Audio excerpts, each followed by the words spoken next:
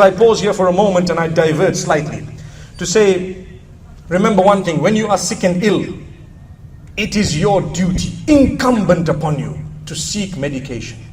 It is your duty. Do not rely only on dua. Dua is a part of it. The conviction in the power of Allah is definitely holistic, without a joke. But at the same time, when Allah has given you ability and capability and capacity to go out and seek medication, you must do that. You must go out. You must test yourself. You must check yourself. You must diagnose as part of your duty unto Allah. He has given you an amana, which is the body of yours. This body does not belong to you. It belongs to Allah. You need to look after it. If someone gave you a car to look after whilst they were out of the country and you happen to damage it, wouldn't you go and repair it?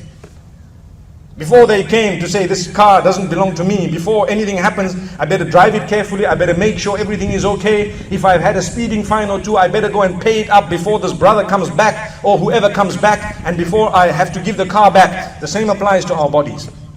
They are not ownership of ours. So we believe firmly that Allah subhanahu wa ta'ala can do anything. He can do absolutely anything. Nothing is impossible for Allah subhanahu wa ta'ala. That's what I believe. That conviction is what cures you when you are sick. Do you know that? That conviction is what cures you when you are sick. And that conviction is what provides for you when you don't have. You are convinced because that is the power of Allah that comes in. And it is Allah who is the provider. Ultimately, it is always Allah who does that for us.